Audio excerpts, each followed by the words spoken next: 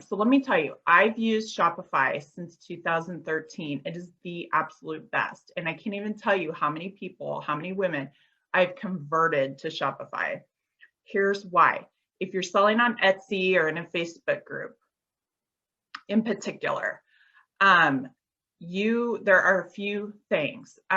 First of all, you don't have control if you're selling in one of those. Like, let's say, for example, you're selling on Etsy. I'd really love for you to own the assets of your company. I'd really love for you to be able to create an email list that you own and be able to email them when you want to. That is like the biggest asset that you have as an online store is your email list and the ability to communicate with people. And that's why it was so hard for me earlier this week when I couldn't communicate, when my emails weren't going through, when I had that glitch earlier this week. You can see that to effectively run an online business, you have to have access to communicate. That's one.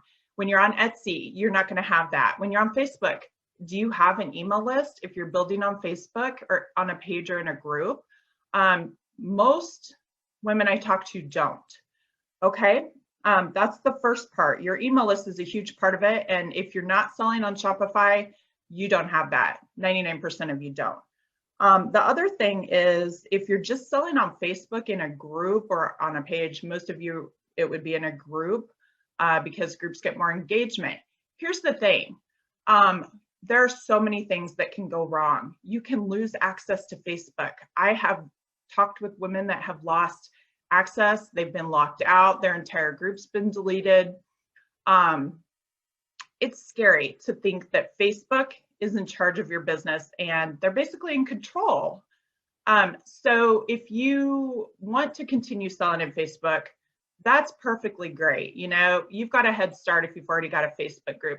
But if you add a Shopify piece, you can now put all your inventory on Shopify, connect it to your Facebook page. It will pull in your merchandise into Facebook.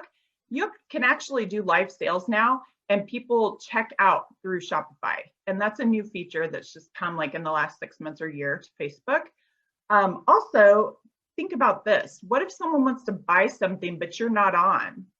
Or what if they want to browse? Like, how hard is it if you're in a Facebook group to go in there and like browse stuff? Like, what are you supposed to do? Scroll through the links and like try to find stuff that I mean, it's just hard, right? And so if you want people to buy from you and be loyal customers, you want to make it as easy as possible for them to do that. So having a Shopify store lets them shop when they want to, right? And it's easy. It's so easy. There was a girl last year that she did not think that Shopify was important. I said, okay, just give me 30 days. And so we set up a store for her. And do you know, like in her first week, she emailed me and said, Karina, I made sales while I was sleeping. And I didn't even have to do anything. I didn't have to go live, nothing. And it was all because she was promoting her store, her Shopify store inside her Facebook group. So people were actually shopping when they wanted to shop, you know, not just posting and waiting to be invoiced. So I really want you to think about that. If you want to grow your business and you're just on Facebook, that is the sticking point. That's why you're stuck. You have to grow and expand and give your customers better options to shop with you. It's better to have multiple streams to shop. So let's say you're on Etsy. Well, let's add Shopify. Let's put your products also in a Shopify store. That way you can own your email list and you can start building your own business instead of letting the Etsy have all the control. You can still sell on Etsy, but you can also sell on Shopify.